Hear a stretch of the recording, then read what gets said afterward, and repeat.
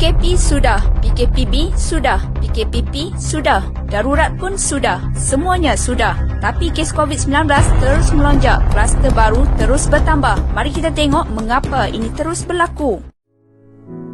Pada awal PKP diperkenalkan pada Mac 2020, segala aktiviti harian sosial maupun ekonomi telah dihentikan. Peniaga tidak dapat berniaga, sekolah ditutup, orang awam tidak dapat menunaikan ibadah di rumah-rumah ibadat, malahan pada musim perayaan juga disambut secara bersendirian tanpa menjenguk ibu dan ayah di kampung halaman. Kita sebagai rakyat Malaysia semua masih patuh dan bersabar. Kita menyangkakan panas hingga ke petang, rupanya hujan di tengah hari. Lengkuk yang mula mendatar kembali melonjak setelah Menteri Kanan Keselamatan Datuk Seri Ismail Sabri mengumumkan mereka yang pulang dari kempen pilihan raya negeri Sabah tidak perlu dikuarantin 14 hari. Keputusan ini mendapat kritikan kerana kes sedang meningkat di sana dengan 36 kes baharu dilaporkan tertinggi dalam negara. Ini diburukkan lagi dengan arahan untuk menutup pusat kuarantin di Maep, sebaliknya hanya menyuruh mereka yang berisiko kuarantin 14 hari di rumah sendiri. Bermula dengan itu, kes terus meningkat sehingga PKP kedua diumumkan pada 11 Januari 2020 dan perisytiharan darurat bagi mengambil alih kemudahan swasta bagi membendung wabak ini. Namun kes terus melonjak sehingga mencapai angka 5,700 kes pada 29 Januari 2021. Dengan penurunan angka kejangkitan baharu, SOP PKP mula dilonggarkan,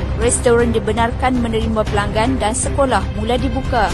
Pada 30 Mac 2021, Datuk Seri Ismail Sabri mengumumkan arahan bekerja dari rumah dibatalkan. Ini bermaksud sektor ekonomi akan beroperasi dengan kapasiti penuh. Ketika itu, kes masih tinggi iaitu 1,133 kes baharu di seluruh negara. Arahan itu menyebabkan kes mula melonjak semula sehingga mencapai 3,788 kes baharu pada 30 April dan belum ada tanda-tanda penurunan sehingga kini. Perlu diingatkan, semasa darurat diumumkan bilangan kes positif sebanyak 141,533 dengan 559 kematian. Selepas beberapa bulan, pada 1 Mei 2021, jangkitan terus meningkat kepada 411,594 kes dengan 1,521 kematian. Apa maknanya PKP dan darurat sekiranya hasilnya sedemikian? Rakyat Malaysia begitu kecewa dengan urus tadbir kerajaan yang dilihat tidak serius. Lebih menyakitkan hati apabila wujud amalan double standard antara orang kenamaan dan rakyat bawahan. Saban hari rakyat disajikan dengan pelanggaran SOP oleh para menteri dan kayangan dengan tindakan dan siasatan berbulan-bulan, tidak seperti rakyat bawahan. Kompaunnya serta-merta. Sebagai contoh, kompaun RM50,000 yang dikenakan kepada peniaga burger, peniaga colek dan peruncit begitu mendapat perhatian orang awam.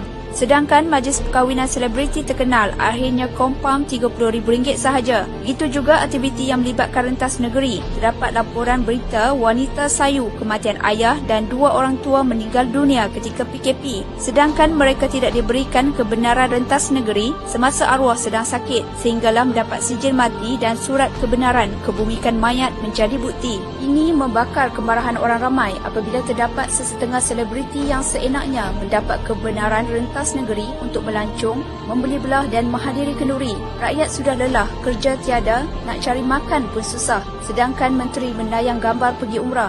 Sampai bila keadaan kita sebegini?